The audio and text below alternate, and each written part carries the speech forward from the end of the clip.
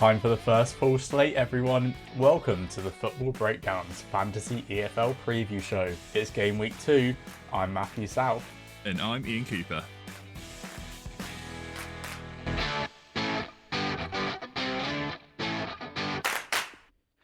Do we let them peek behind the curtain very quickly? Ian, I would ask how you're doing, but we've actually just we're re-recording this episode after someone forgot to hit record. But yes, how are you doing? I was a lot better an hour ago, but we're going to go through this, and I'm still feeling pretty good. Thank you very much for asking. Excited for this week. Really interested in adding another league in where we have a small data set for two of the leagues and one non-existent for the championship. So let's see how we're going to navigate this. Matt, how are you doing? Yeah, no, I'm good. I'm good. I'm prepped to redo this one. I think it's a good week. It's the first full slate. It's interesting because you've got 1 week of data for League One and League Two, and then Championship. You're kind of, like a flurry of new signings and last year's data to navigate. It's interesting to see. I'm really interested to see what people's teams look like. Is it going to be Championship heavy? Are people going to avoid the Championship this week? That's what I'm excited for. Before we dive in, though, let's get into Game Week 1. Ian, how did you get on? Let's say it was a terrible start. I only got 32 points. I'm going to breeze over most of the players because they were all nearly non-existent. I had two actually good performers. Mads Anderson for Luton against Wimbledon. We kind of predicted the clean sheet here, with Wimbledon's options a little bit lacking up front. 9 clearances, 1 clean sheet, 9 points. Great start. And then one of my other players that scored well, I had to take a midfielder out due to them not being in the lineup at all, and went for Bradley Ibrahim of Plymouth. They might have lost 3-1, but he did get 4 interceptions and 2 key passes. Managed to get 10 points there. Felt pretty good about that. And that genuinely is it. As for my 0.1 pick, it was Kieran Green. Got 1 assist for him, played 77 minutes, 5 points, not too bad. He was generally my third best performing player and team, so that kind of lets you into how my week went. And as for my 2 team picks, I had Bristol Rovers and Mansfield Town, who scored me a whopping 0 points. So yeah, let's forget about that one and move on. Matt, how did you get on? I was above average at least, yeah. 48 points for myself. The bigger score is Josh Keeley in goal with a clean sheet, coupled up with the Luton 1-0 win for 7 points each. I kind of wish it was a few more for Luton if they would have got a second goal, but it is what it is. Ruben Colwell in midfield, 11 points, my top scorer of the week, and Dylan Marconde up front, 8 points, scored the only goal of the game for Chesterfield. So solid enough. Also had Kieran Green as my sub point pick, 5 points for him. The defence didn't really go to plan. Also had to bring in Marcus Harness, like yourself, and didn't go to plan for either of us. And Swindon failed to beat 10-man Walsall and ended up losing to get me 0 points there. So that was disappointing. We are going to quickly talk about the league, and I'm going to quickly, first of all, transition to another team. If you guys have noticed the league at all, there's 15 of you in there now, but 2 of them are us, and one of them is our football breakdown team, which last week we set up, and we used the 7 most selected players via percentages to build this team, and it scored 47 points. So I managed to outscore it by 1 point. Captained Luke Molyneux as he was the most selected player last week. So he managed to get 20 points returned there with double. So that team, if you've noticed it, that's what we did with that last week. It's none of our picks or anything. It's simply there as a team that we can kind of play with each week. I think now the championship's back, we're gonna redo the selected picks and see what that scores this week. But I think, as less people play the game, the selected percentages kind of become unreliable. So we probably won't stick with that for the whole season. So if you do have any ideas on what you want us to do with that team every week, then leave an idea in the comments below. Yeah, and rounding up game week 1 first is, I can't say the name sadly because they only have the initial, but Brian the Bulb with 72 points, very respectable total. I saw that overall in the whole, of Fantasy EFL scored 98 points, so to be pretty that close, it was you're kind of just shooting down a barrel, hoping that your sort of favourites from last year do really well. And his midfield certainly did. Luke Molyneux, Ruben Colwill, and Davis Keeler-Dunn all getting above 10 points. And that's kind of the theme for the top of the table, with the other positions in EFL Fantasy. Josh having Luke Molyneux captain and Ollie Norwood getting him a considerable amount of points there, as well as third place Fantasy Imps selecting Molyneux and Norwood again. Interestingly, the teams are sort of the same sort of template, which was clearly the template that I wish I'd looked at. So going to try and rectify that. But yeah, really well done to those three especially. Absolutely, absolutely. But we're coming for those top spots this year, so don't get too comfortable.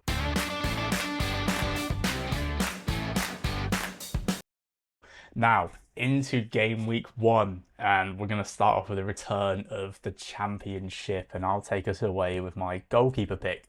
I am going to take Carl Rushworth for Coventry City. Now, I do think that Mads Hermansen, should he start for Leicester, is also a pretty obvious pick given the Leicester Sheffield Wednesday game and the Sheffield Wednesday situation.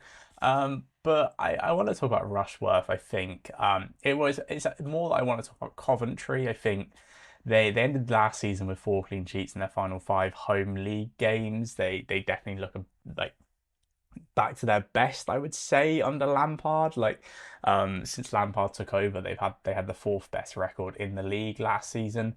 So really, we've got a side here that we're expecting to kind of be back towards the playoffs. The transfer business has been quiet enough, but there's no losses. It's kind of as you were, if anything, with just a few extras around the edges. And Hull are kind of having another turbulent summer where they've sacked a manager who last year it was Rossini, who went to Strasbourg. This year they've sacked Sellers, and Sellers has ended up at Sheffield United. So, they've sacked someone. The manager's almost gone on to better things, and they're almost starting again. They've had the transfer embargo come in too, so they did have a few permanents coming at the start, but since then it's been free transfers and loans, and I just don't really know what to expect from them. I'm certainly not expecting them to come in and be that great a side anyway. So I kind of straight away, this game shouts out to me that Coventry should win this. I think they should be able to keep a clean sheet against the whole side. And Rushworth's in goal. He's in on loan. Dovin's injured, so Rushworth should start. He was actually on loan at Hull last season, but was injured for the most part. But did keep a clean sheet in one of the 2 games he played for them in the league. He also kept 10 clean sheets the year before for Swansea. He's a really solid championship keeper with potential to play higher. He's on loan from Brighton. I do think this is certainly a keeper that maybe in the coming weeks we'll be looking to more, but he's the one that stands out for me on opening day. Yeah, nice. And definitely I agree with that as a keeper pick.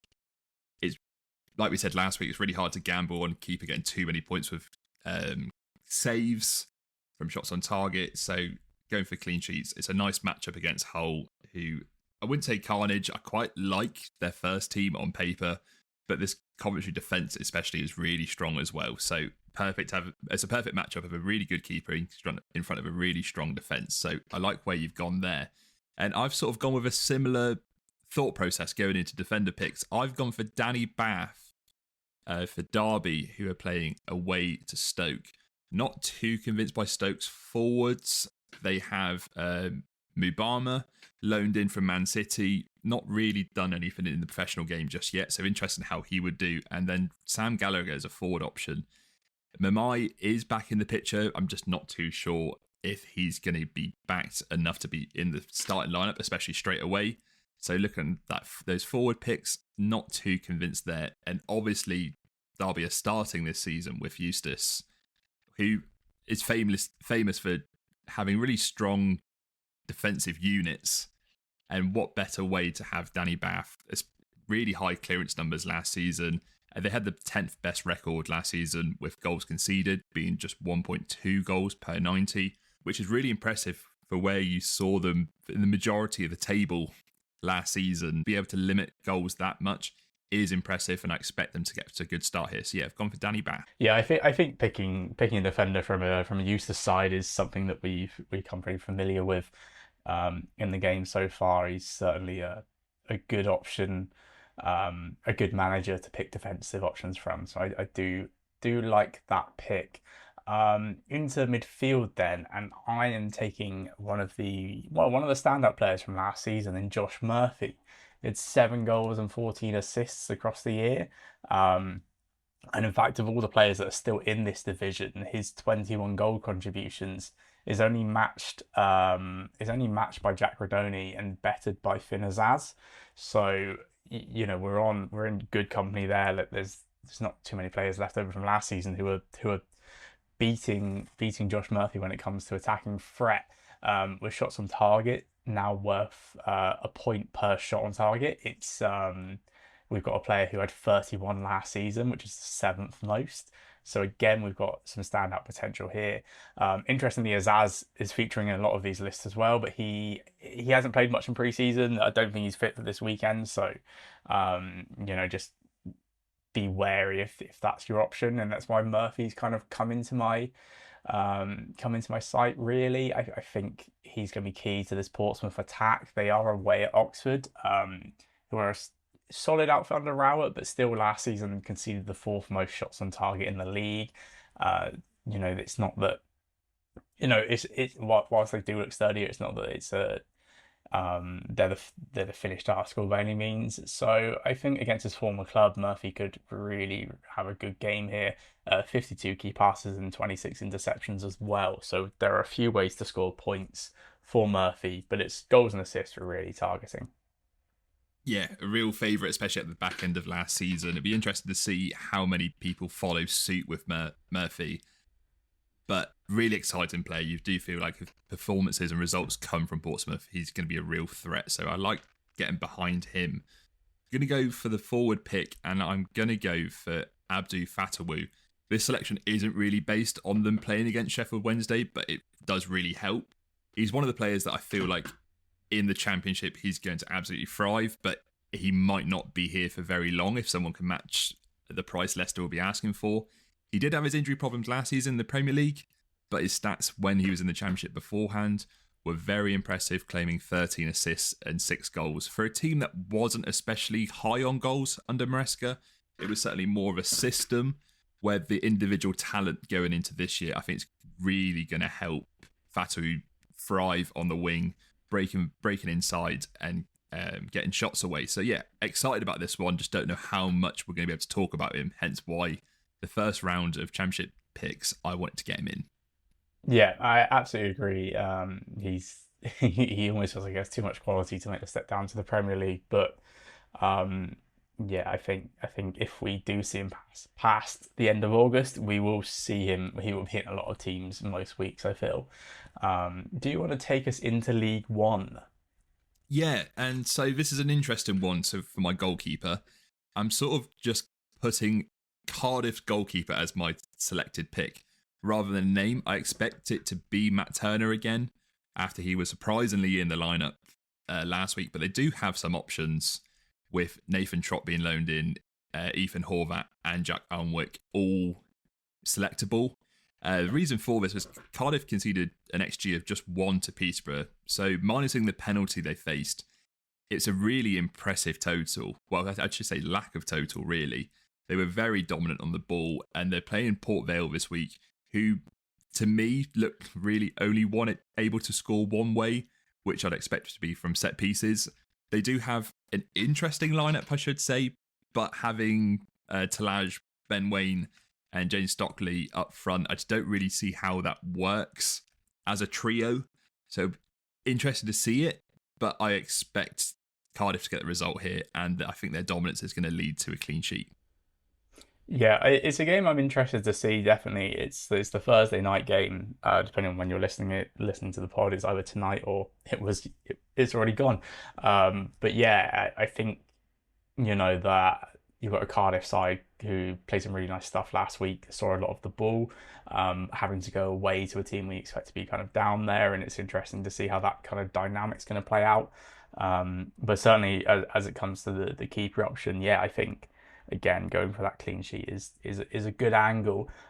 In defence, I do have a clean sheet in mind here, but it's also defensive actions for Max, Conway, and Bolton. Despite losing 2-0 on opening day, Conway grabbed 6 points thanks to 6 clearances and 7 tackles. He was also off the pitch by the time Kyle Wooten added a second, so didn't get the -1 for the 2 goals conceded. And yeah, but even though he subbed off, I still expect him to keep his place. I think it was more tactical than anything to try and get an equaliser. He should be straight into the starting lineup on Saturday. And Bolton themselves host Plymouth Argyle, who lost 3-1 on opening day. So Conway's going to be up against Xavier Amici, who'll be on the right wing. He had 59 touches, the fourth most of any Argyle player on Saturday, and the most of any attacking player on the pitch that day. Supported by Sorinola in behind. I think we could expect to see a lot of the ball down that right hand side, which only kind of helps us with our defensive numbers, our clearances and our tackles. So it's kind of leaning into Conway here. When you also add in too that Argyle have been terrible away from home, admittedly in the league above, but for the last 2 years, there's nothing really to go off of just yet. This is their first away game back in League One under Cleverley, but it certainly doesn't give us any angle to say otherwise just yet. So I kind of back getting with Bolton this week, and in doing so I'm picking a defender and hoping for that clean sheet as well as those actions. I think there's a lot of potential in this Conway pick to have a big return should everything kind of go our way. So that's why Max Conway's in for me.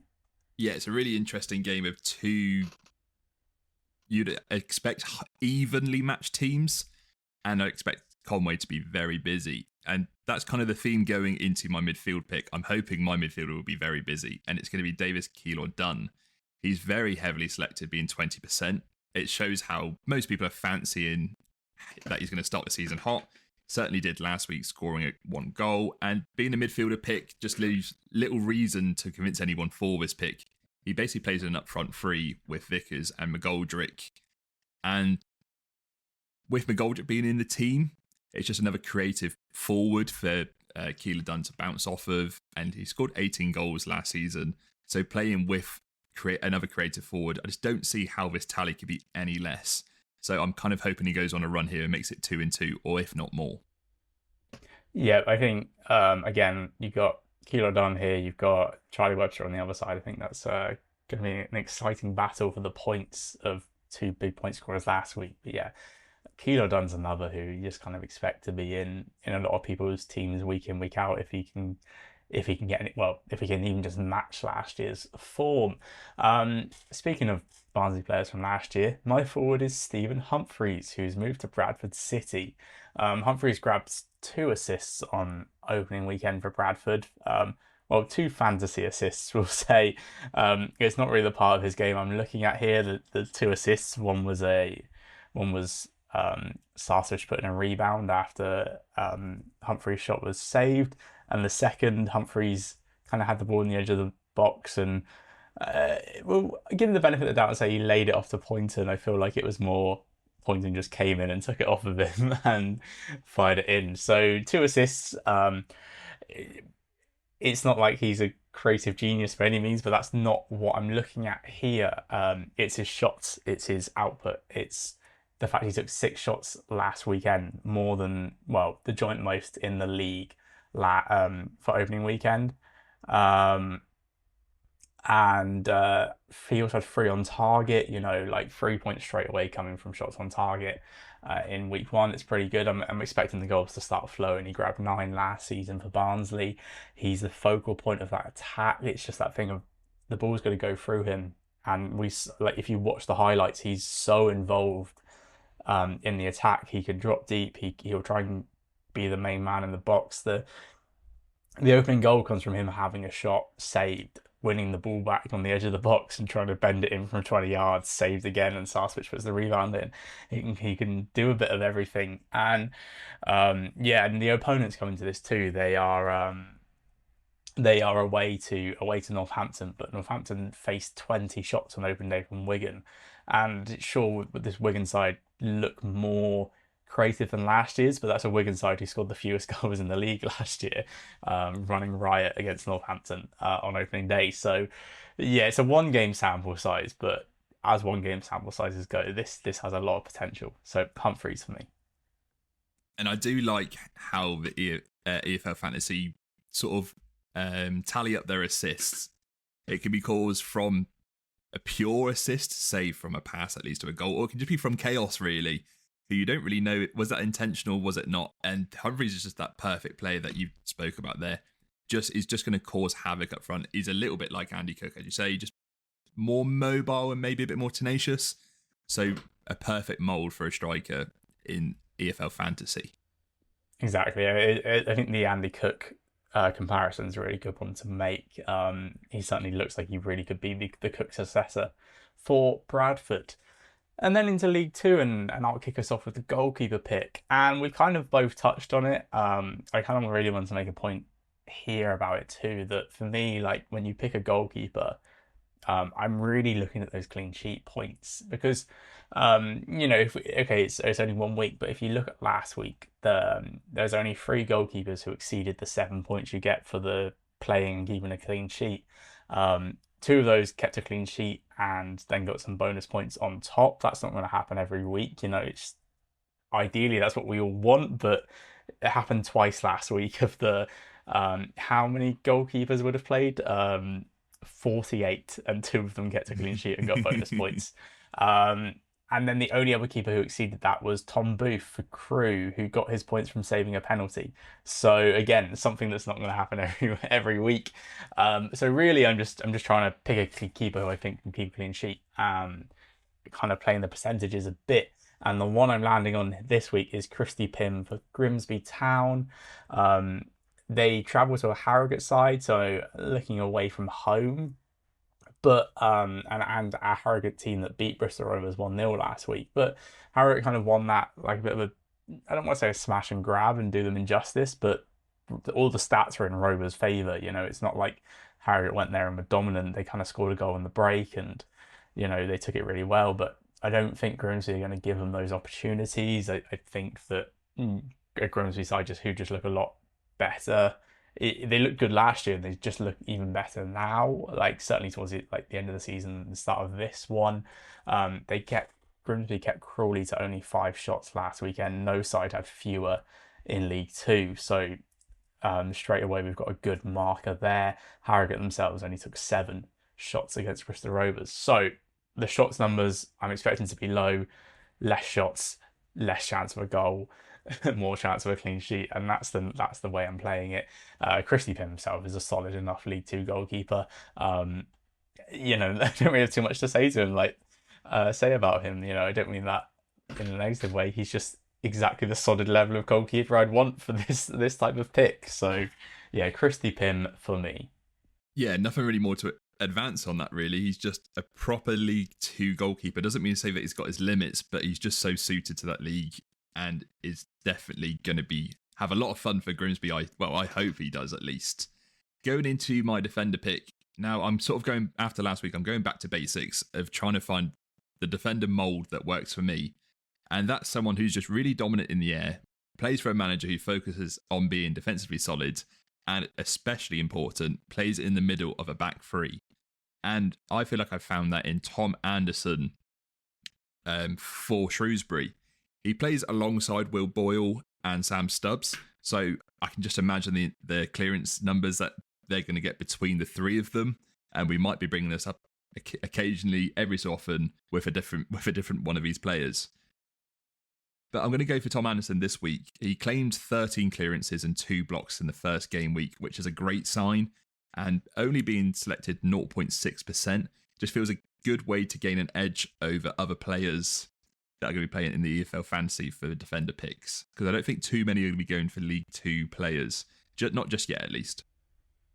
Yeah, I think Anderson's, like you say, a very solid option in what looks to be a really solid big back three is Yeah. the way to put it. No, yeah, I do like that. In midfield then, and again, trying to kind of, well, this time I'm kind of trying to act on the potential of the numbers rather than the numbers themselves. Kind of like the Humphreys pick, really. I'm taking Mitch Pinnock, who's 0.6% selected right now for Bromley. Last week he had 6 key passes, the most in the EFL, twice as many as the next best in League Two. So straight away we've got someone who is a key creative player on their side. He's playing left wing back for Bromley. Stepped down from League One. He's clearly still got talent at League Two level. Bromley themselves had ended up having 17 shots last week without scoring. But we've got Pinnock here now creating chances for players who love to shoot in Cheek and Denanga, and you've got Kabamba off the bench as well. Uh, you've got some Pinnock can be afforded to take set pieces. He did have one shot as well. It's not really the goals I'm focusing on, but it's always a nice angle to have. So we've got someone here creating chances for strikers who love to score. Last year's top scorer, Michael Cheek included. And they play a Barnet side who have played a League Cup game as well as a league game so far. They've conceded 2 goals in both. They look a bit suspect of being caught in transition. They're quite well. Owen Evans caused them a lot of issues on the ball last weekend as well. I think they're just going to invite chances on to themselves, and I feel like Pinnock down that left hand side in up against the 3-4-3 system as well. I think he's gonna, despite that looking like he could have to mark 2 players, I think it just means he's just going to be whipping the ball in first time if he does get it. Trying to create have the strikers kind of create the gaps on the defenders, and with it being a 3-4-3 system for Barnet, they're going to try and play quite wide, and that just leads into our interception angle too. So yeah, I think the assists will come for Pinnock, and I'm hoping they come this weekend. Yeah, I did look at Mitchell Pinnock actually to go into my team, and then realised he will be playing with the top goal scorer from last year. How can I not talk about Michael Cheek starting off here? It was 25 league goals in his debut season in the EFL, and he'll want to get off the mark as quick as he can. And playing Barnet at home, I think it's a very realistic way of doing so. Digging into Barnet last week, I know they had some defensive errors, but they did concede 7 shots on target last week and also had 24 opposition touches in their defensive box. So for a striker who had a conversion rate of 26% from all shots, it just seems like a real good matchup, and which is why I'm going big on Michael Cheek this week. Absolutely. I think if it's really going to downplay my Pinnock assist points if I know I'm teeing up your Michael Cheek goal scoring points, but yeah, it definitely doesn't take away from the Pinnock pick there. If anything, it just adds to it. So yeah, good to see we're both on the same page for Bromley.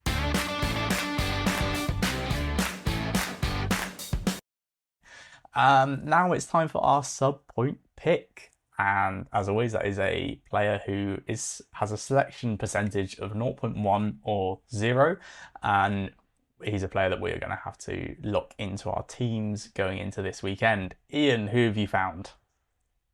Do you know the beauty of having to re-record this podcast, Matt, is the fact that no one will ever know my first 0.1 selected pick. You've kind of talked me out of it, and so I've since we've been recording this pod, I've been delving of who else I can have and who I want. So this is my original 0.1 pick for anyone that's asking. He's going to be in my team when this pod gets posted. And it's Connor Coventry for Charlton. An absolute midfield destroyer last season. Okay, it was in League One, but I expect he's going to make the step up. It's that sort of profile where I'm not needing him to create and score, as long as he can keep doing what he does best, which is interceptions, break up play, and then give it out wide to players. I'm more than willing to take a risk on him. They play Watford at home, which I do think is quite an ideal matchup. I expect Watford to try and play some decent football. It's definitely why they hire their managers in the first place. And when you get new managers that come in, they try and almost overstamp their system, especially in that first game. And there's some real teething issues. And that's kind of what I'm hoping Connor Coventry can jump on and excel in. So yeah, I've gone Connor Coventry. Yeah, very, very nice pick. Do you wanna tell the listeners who your original one was, or are you just gonna keep that to yourself? No, it never happened. It was always Connor Coventry. Okay, very good, very good. Um, it was Jamie Cummings for anyone wondering. It was Jamie Cummings, and I've just sort of I've talked myself out of it. I've kind of realised, you know what, he can go in the back pocket. He might come up later in the season. Let's save that one for now. Lovely. Yeah, I inadvertently talked you out of that with my Josh Murphy conversation. I Yeah, think. twice. Twice. Yeah. Yeah, the second time was so good I've knocked you into Connor Coventry. My sub point one pick, I haven't been talked out of mine just yet, although I've almost talked myself out of it. Like just off of the opponents, but it was Charlie Good for Stevenage. Maybe I'll talk about the bad stuff first. There is no real bad stuff, but the threat, there is a clean sheet. Obviously, with a defender, I'm after the clean sheet as well as the points. The clean sheet risk here is they play Rotherham, and it's not Rotherham, it's just Sam Nombe. That is the risk. He's just very good, very clinical, and like that is an area of that is the risk I'm kind of taking on here. But other than that, there's a lot of good stuff, I think. So first of all, good plays in a system. He's for Stevenage where he is partnering Carl Piagiani. Carl Piagiani is 5% picked. Charlie Good is 0.1% picked. On opening day, they scored the same amount of points. Piagiani made one more clearance. It was 16-15, which annoyingly is that new threshold of 4 clean sheet bonus points to 3. But then Good made 3 tackles, which got him the bonus points there to bring it back level. So yeah, we've got players who love to clear the ball. Good is also stepping up to make the tackles. In a Stevenage team who were really solid last year, and I kind of expect them to be the same. They did concede 2 goals on opening day, but they were defensive, like the really sloppy defensive play. The first one, John Houghton kind of fell on the ball. He kind of won the ball back, fell on the ball, and Honeyman nicked it back off him and fired in. Something that you just feel like is a bit avoidable. The second goal comes from a long ball, like from defence that Niall Ennis runs onto because Piagiani's kind of, I don't know if he's expecting an offside trap to be played or not, but it's just not gone with the run of Ennis, and then Ennis has all the time in the world to roll in. So 2 goals that have come from pretty avoidable actions for the Stevenage half. I don't think that going off of last year, going off the experience in that defence, and going off of how Alex Rebel set up this team over the last couple of years, it's going to be something that's going to be allowed to continue. They'll be working on that straight away to rectify it, and they look a lot more exciting going forward. But I don't think they've lost that defensive edge. I'm expecting them to kind of win this game to nil, or at least hopefully draw 0-0. I'm expecting Good and Piagiani to have things to do, that absolutely, and that's where I'm getting the defensive actions from. But I just think they're really solid defenders, and I don't think there's that much between them to have a 4.9% difference in selection. So Charlie Good for me. Yeah, I like it. I get why you're cautious. I feel like the reason to be cautious is especially last season, we didn't really go for 0.1% picks on defenders until we had a real good data pool to go from. So going off one game, okay, you are going off of the actual profile of the players. Obviously, his partner Piagiani was great. They're going to benefit each other, but you don't have that assurance of you can't go, in the last 10 games, they've kept 5 clean sheets. He's had so many clearances. This is kind of why I've managed to find him at a really low price. You're just sort of predicting that, which is essentially what we're doing anyway. The one thing that I do say which benefits this pick is it has a real resemblance to Burnley last season, where Esteves is very much the Piagiani type mould, where he's highly selected and for the right reasons. But he also has a partner like Egan Riley, who's just as good, it obviously has the potential to get more points, but they're going to benefit each other. So if you can get someone a low hanging fruit like that, I think it's a really good pick. Really smart work there. Yeah, I think there'll be there's usually a few of them lying around. The Burnley one's a perfect example where we're probably not going to, if Good has another good game, we're not. This pick's going to go. So while it's on the table, I'm going to take it. Last year, everyone was so slow on Egan Riley. You basically could have picked him for like 2 or 3 months straight I before. think I basically did. Yeah, before anyone actually caught on, which was wild.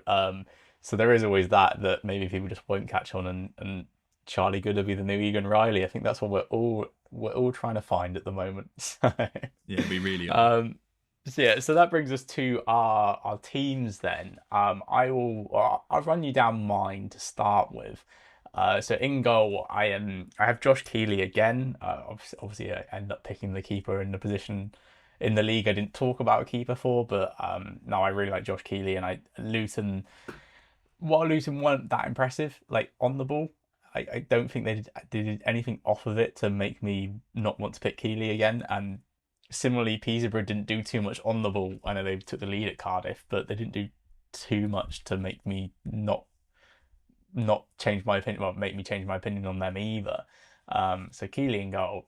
Charlie Good and Max Conway are my defenders right now, as I spoke about. Josh Murphy and Mitch Pinnock are my midfield pairing, and then Stephen Humphreys is up front with Abdul Fatawu, who you spoke about. Yeah, I'll just run you down my team. I don't do this often, but I've actually basically selected every player that I've spoke about. I've really talked myself into this one, so hopefully this week pays off. In goal, I have Matt Turner for Cardiff. I have two defenders, Tom Anderson for Shrewsbury and Danny Bath for Derby. My midfield options are Davis Keeler Dunn for Barnsley and Coventry for Charlton. And then a strike force of Abdul Fatawu for Leicester and Michael Cheek for Bromley. Very nice, yeah. These are our teams as of Thursday afternoon, but if we do make any changes to them, we will let you know going into the weekend. Do follow us on our socials. We're on X at FBBD Pod.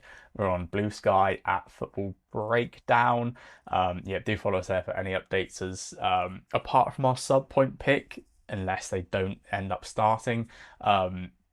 We could end up changing our players based on based on other feelings. So do definitely follow us there. Otherwise, to stay up to date. Yeah, we're not trying to trick you into picking players and then changing our minds. It's just a lot can change between Thursday and Saturday. And then that brings us into the final part of the show, which is our teams to win. Iain, do you want to talk me through your two teams this week? Yeah, sure. So the first team that I've got up for picking is Crewe.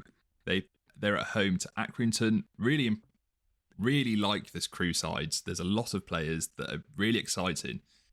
I wanted to talk about one, but it's actually quite hard to pick an individual player. So whilst I couldn't do that, I want to talk about them as a team. They're really dynamic. Under Lee Bell, always very exciting. As I'm going to take your point that you mentioned in the episode that you'll never hear. They seem to start really well, and I just don't see a reason why that wouldn't be the case here. They're at home, especially, very favourable. Accrington, not too fancy this season. I haven't seen in the two games that they have played, because they played in the EFL Cup as well. I've not really seen any cause for concern. I just think this Crewe side are really entertaining, and I want to get behind them. As for the second team, I've gone for Wigan Athletic. They're playing away from home to Leyton Orient. I just wanted to get a team that was away from home. Wigan are very under Ryan Lowe. I don't want to say the word industrious, because that almost feels like I'm doing them wrong. But they do have some really good players for this level, and I'm still not very convinced by Leyton Orient. I think the losing of their loan players is going to hurt a little bit. They do have some injury concerns at the back as well. And to be honest, I just got them for a really good price. So my £5 returns me £50.31. Very nice, very nice. Yeah, we. I was there. I was like, I'm not making this up. You definitely didn't say Wigan earlier, because I was. No, I definitely said Wigan. And then you said the price, and I was like, no, yeah, you definitely didn't. Because I was like, did I completely mishear you earlier? And I thought you said Wickham, and you're on about Stockport, but in fact, the whole time you were on about Wigan and said Wigan, and I was there like, no, you didn't do that. No, I just so yeah.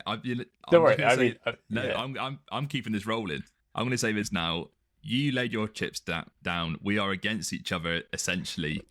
So I thought I'm taking it. In fairness, you should let me have it because I'm taking more of a risk, which is so it's less likely to come off. So I feel like you should accept this one, surely. No, I have no issues with it. I was just laughing Perfect. because I was trying to think to myself if I'd misheard it or if you actually just changed it on the fly. Very good, very good. Yeah, okay, so let me just take out this bit where I say I've also gone with Stockport to say I've gone with Stockport. All right. Right. Serious face on. Yeah. So my first pick of the week is Stockport County away at Wickham. I guess similar to your Wigan pick, where you're going against a team that finished in the playoffs last year. I'm going against a team that finished in the playoffs last year that I don't think are that good. Right now, and I'm taking a Stockport team that I think are really good. I think away from home, it's is a good we have the 5 limit rule. We've kind of spoke about last season, spoke about last week.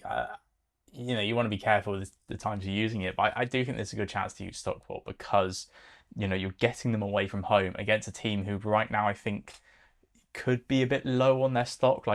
There is a potential that in a month's time, Wickham are going to be a really good side, so there's less chance to get against them. So I'm going to try and get against them early on when I don't think they're that good. I think they're still trying to gel, and I think that Stockport team almost know each other inside out. They were really good last week, maybe not as good in the first half as they were in the second half, but they beat a Bolton side pretty convincingly. So Stockport for me, and I'm doubling in on the away wins as well for those bonus points. I'm taking Grimsby Town at Harrogate.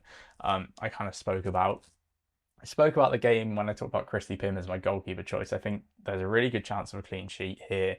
Away from home, I think they look like they have goals in him. Cabby has made the step up and he looks brilliant. He also counts as a midfielder for anyone wondering. He was certainly in my consideration this week. He will be playing up front for Grimsby, but counts as a midfielder, extra point for goals. But yeah, he looks lively. He scored a penalty last week, hit the post as well. They just have really good options. They look really solid. They beat a Crawley team really easily last week. I'm excited for this Grimsby side, and away from home against a team that I don't think are that good and lack goal options. I think this is the perfect time to try and get an away win and get the points on the board. The Stockport and Grimsby double returns £30.22, which was 10p more than your original bet, but is suddenly £20 less than your new Yeah, one. I've suddenly trumped you, and I don't know how that's happened. Yeah, yeah. Shame. But yeah, that brings us to the end of our show. You know, do follow us on the socials. As I mentioned earlier, all the links, all the tags, usernames, etc., all going to be in the description. So yeah, if you can understand what I was saying, they will all be there, and you can follow us. Follow us there. Our Fantasy EFL League is also in the description, so you can get involved there if you are not already. It's good to see a good number of you have joined so far. Looking to try and get that number up in the first few weeks. The championship is back. I think a bit of excitement still going on, and yeah, we're hoping to kind of grow that league, grow the audience. Come get involved, come give us a message, ask for our advice, or if you think we're terrible, don't ask for our advice, or just follow the opposite, and just come get involved, and we'll try and build up a good football breakdown community. Anything else, Ian? No, I think we've covered everything. Like we said, we'll try and do a roundup a bit more of the league each week. So don't feel like, I have to come top. If I see someone that's picked a really interesting sort of format, or they've got a player that was just completely under the radar, I've not even heard of them, then I'm certainly going to pick that out as well, because I basically want to use this league as something that we're competing against, but it's also a source of knowledge for everyone going forward as well. Yeah, yeah, and yeah, we'll have our sub point post out later on. If you have any sub point picks you wanna throw our way, do let us know. Anyone you think's better than our two picks going into this week, which are Charlie Good and Connor Coventry. But yeah, we're certainly keen to hear if anyone else is playing with some interesting rules, anyone else has some hidden picks up their sleeves, absolutely.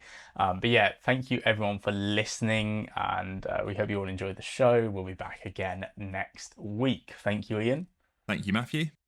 and take it easy.